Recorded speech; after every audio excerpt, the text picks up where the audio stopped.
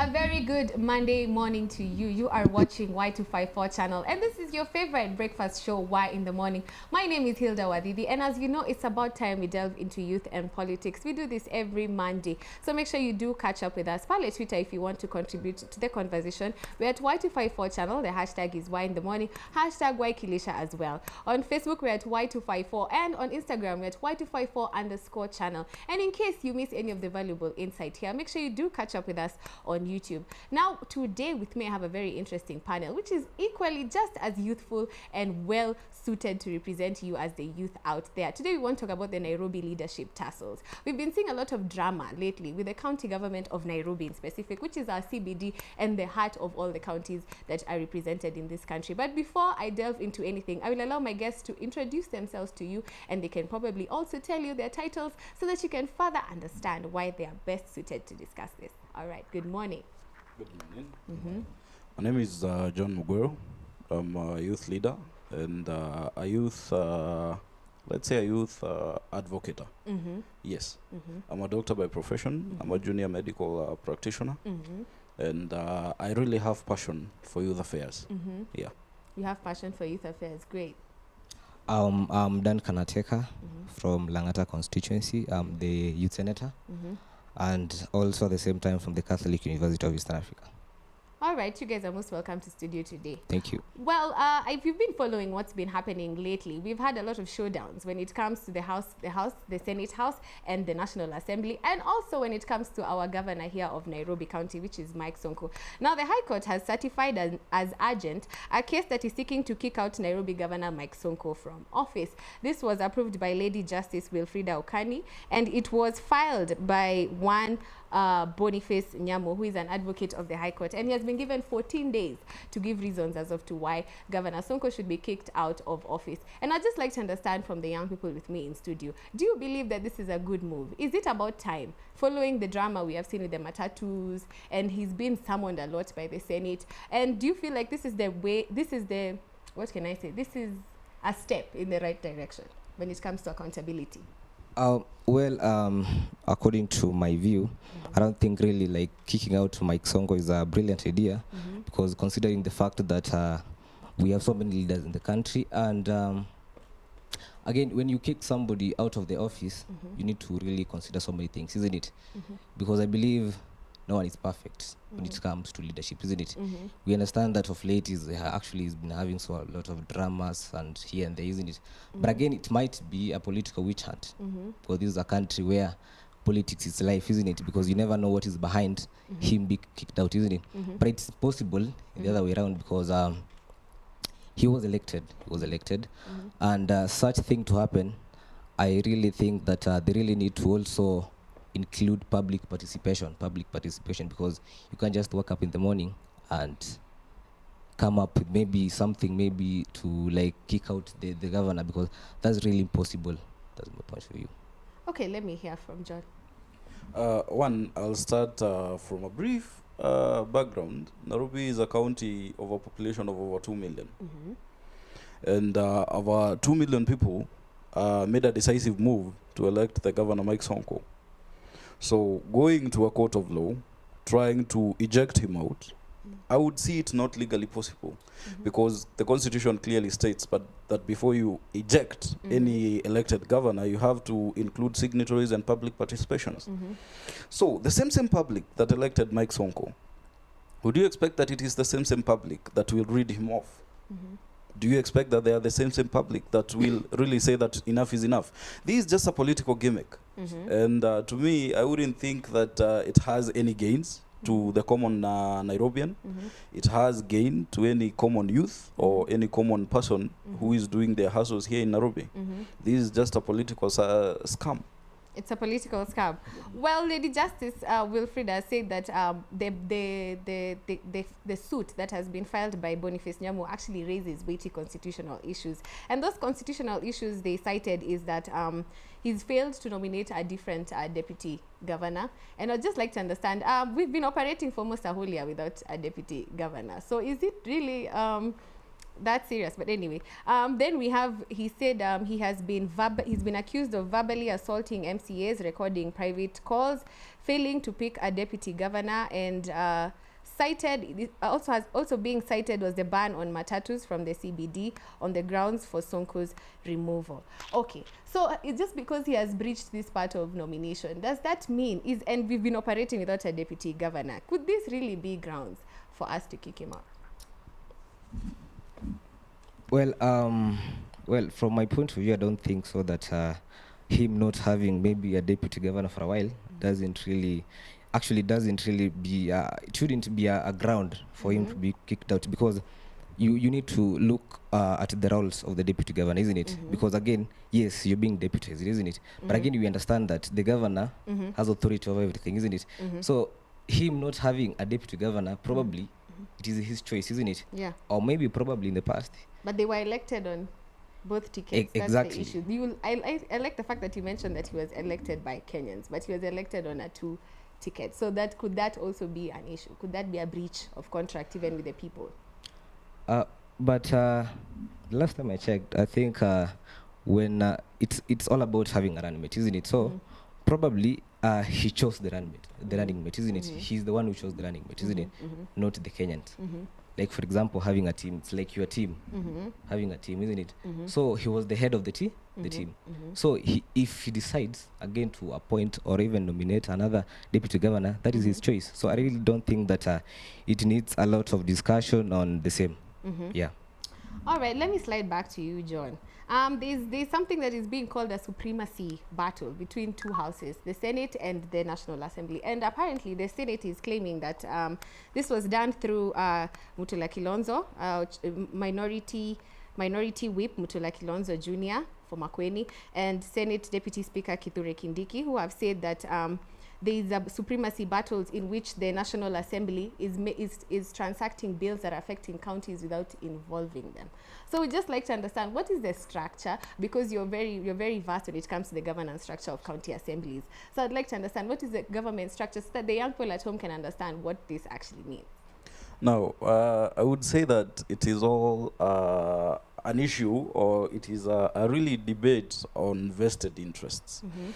You find that the political classes we have in Kenya are really engrossed into and are very power-hungry people who think that the bigger seat they get is the more influence they'll have.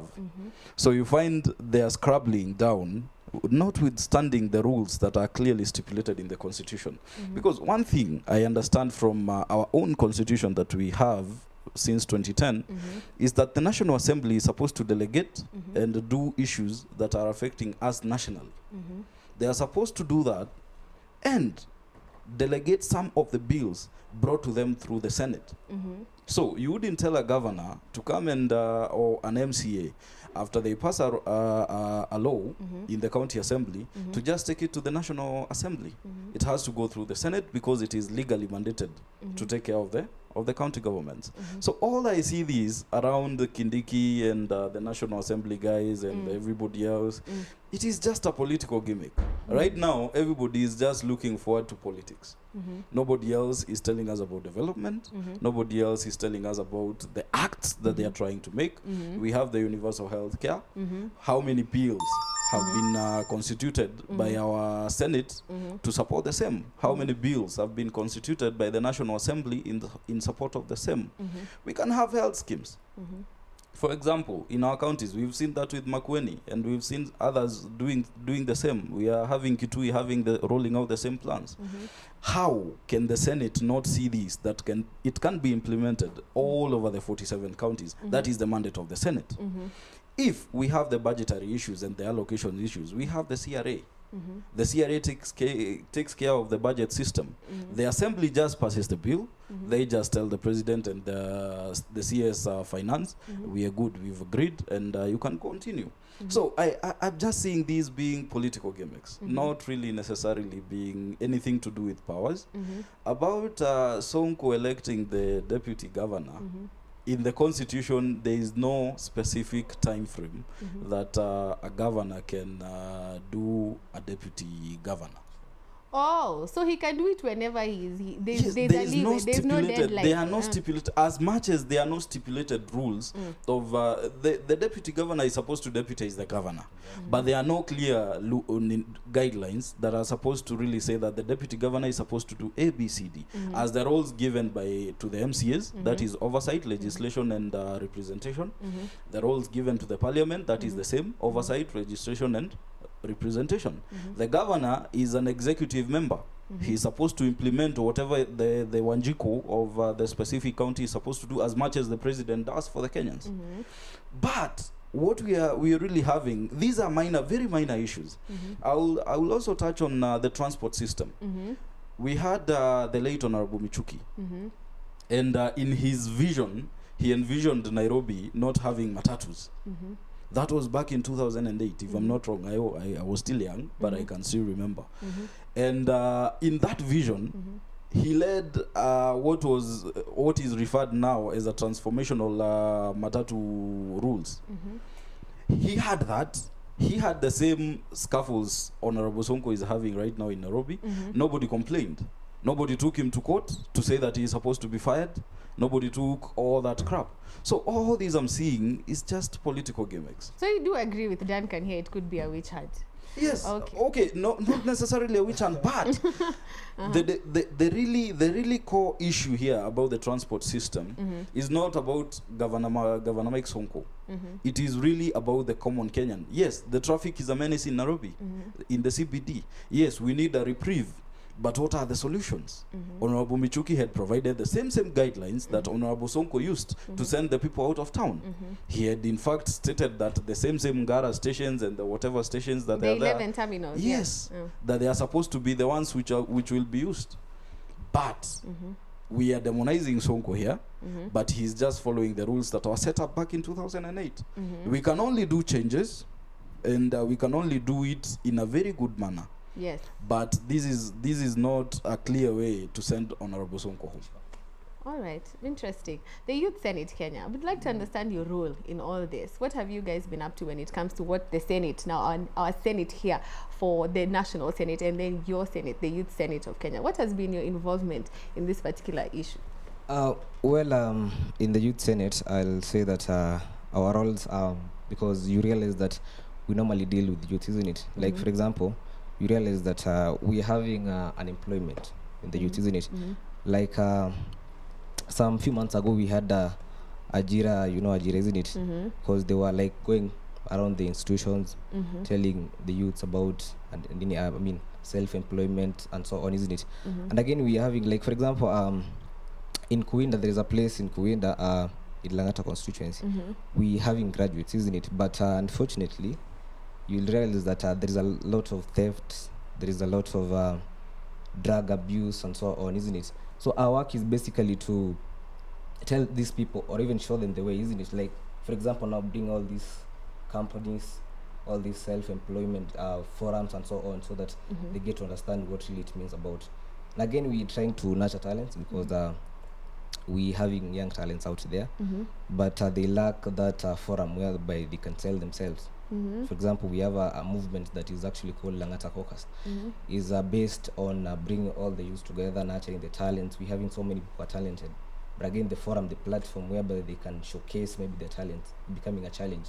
So we liaise with all these leaders, maybe in certain area, like for example, Lang'ata, we liaise with the MP, the MCs, and all around for the support, so that we can even have so many events, anti-drug campaigns. Wait, so you liaised with the leaders, and Exactly. I've hosted a few youth senators as well. Some of your motions tend to go to parliament as well. I'd like to involve I'd like to understand. Sorry, when the matatu CBD ban was implemented, what did the Youth Senate Kenya do about it? We saw Honorable Sakaja going to court. What did the youth leaders, the Youth Senate, because you're 47, aren't you? 47, yeah, representing each county. We'd like to understand, as the youth leaders, the ones who are our link to the leaders there, what did you guys do about that showdown, and this showdown in specific? Yeah, well, what I'll say is that, like you saw Sakaja going around courts, addressing the matter, and he's actually one of the members in the Youth Senate, and the president is Keter, that is our president. But again, we're having KYPA, you've heard about it, isn't it? So these are actually one thing, but in two different forms, isn't it? Yes. So at times we can address it through these people like Keter or even Sakaja. So for us, all these people that now, for example, Sakaja, we can't just have maybe a press briefing on the same, because he already represented the whole matter, Yes. or even talked about it. Okay. So we find it ethical not also to maybe come maybe to discuss the same.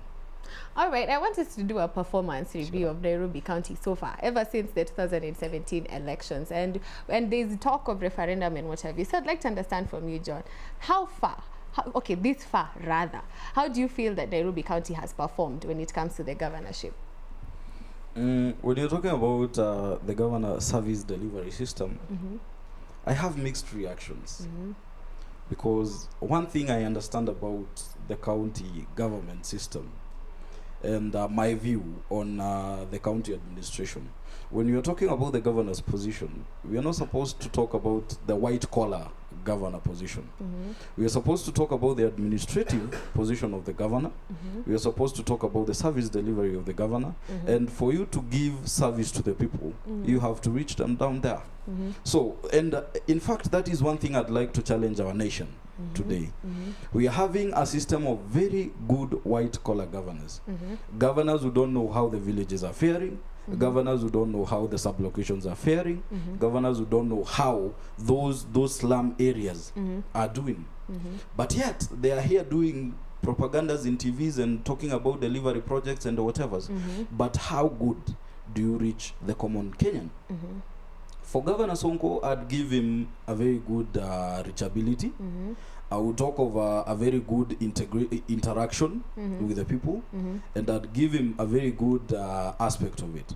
But about the administrative capacity, especially when it comes to delivery of service, I would really have mixed reaction on that, because you find that what the Nairobian wants is partially being done.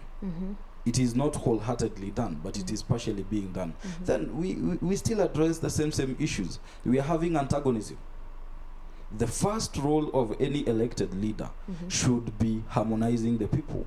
You had people who are running with you. You had people who are running against you. You harmonize all the people so that you can work together. We saw that with the handshake back in March. Why can't we have a devolved handshake? Why can't we have Akina Sakaja and everyone else sitting down and deciding, you know what, yes, now it is time to deliver service to the common Nairobian? Devolved handshake, that's very interesting.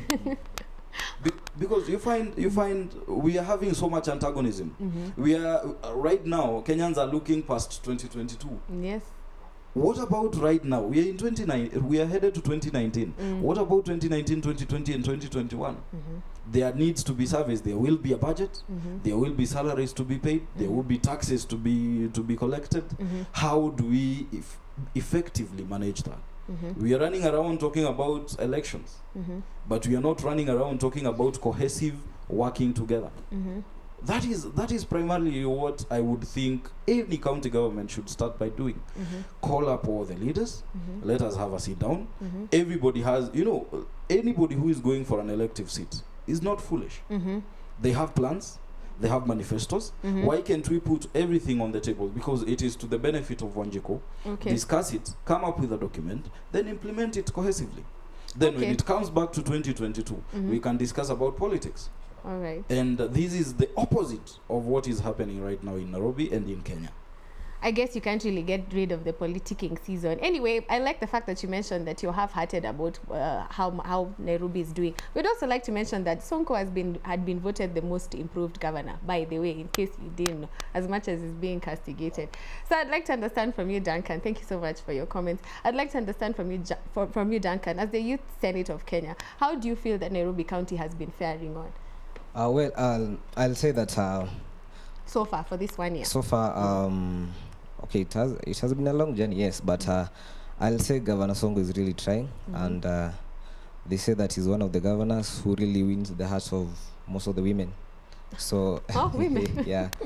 So but again, I think there is maybe a slight challenge that he's facing, because you realize that he's really focusing on CBD. There's a big challenge we're having, but he's not moving out to other areas to maybe to the ground, the real ground, isn't it? Because honestly, if you focus only maybe or maybe you focus on town or CBD matters, it wouldn't really help, because we're having people in ghettos, isn't it? What is he doing about it?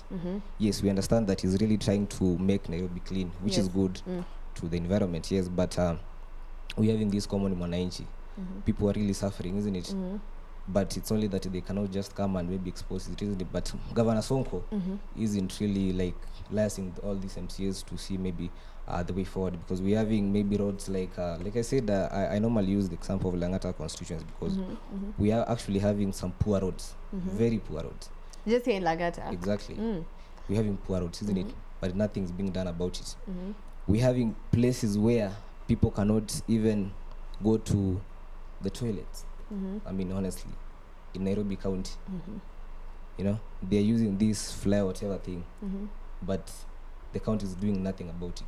So people are suffering, people are really suffering, but it is high time Sonko really needs to get to the ground, to the roots, to see what they're going to do about it, not just focusing on Nairobi city matters. So you're saying that Governor Sonko should not only be thinking about Nairobi County, because Nairobi County is the heart of Kenya, exactly. the CBD. So whatever happens here affects everywhere else. Yeah, I mean, what I'm saying, specifically the town. The town. That's where his focus is. Exactly. Okay. That is his focus. So I would have actually wished so that he can actually move to these areas, the ghettos and everything, so that he can also clear the mess that is happening there. Okay. Sure. Well, I'll come back to you with the whole Mudia worry story, because I'd like to understand what the Youth Senate Kenya did about it. However, let me slide back to John.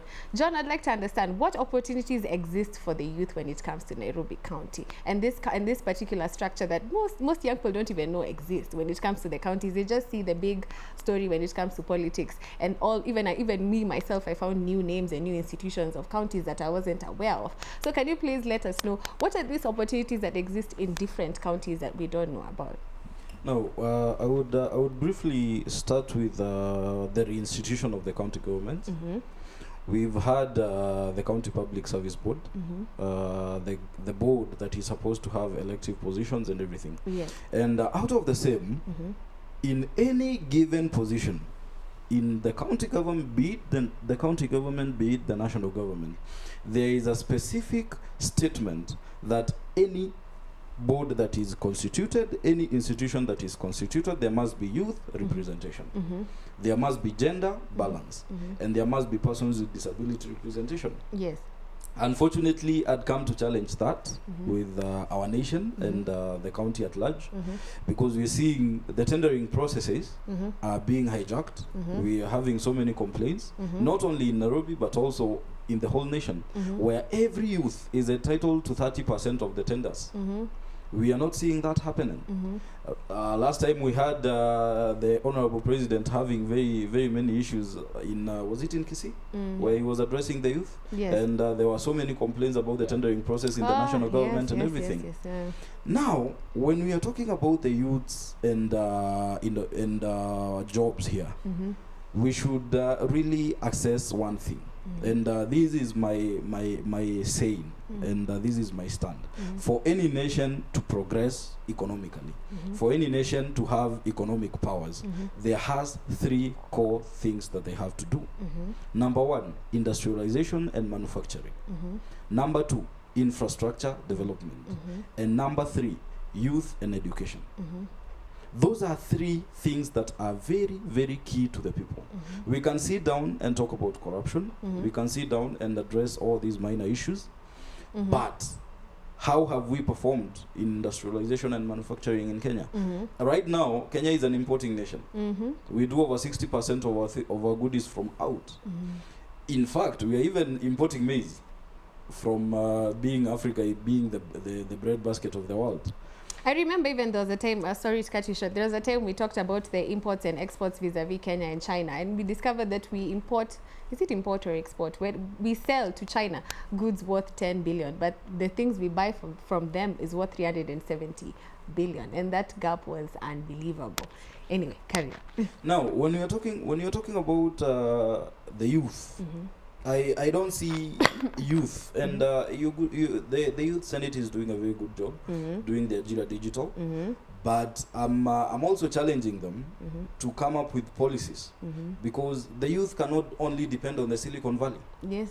We cannot dispose of over 30% of our population to Silicon Valley. We cannot.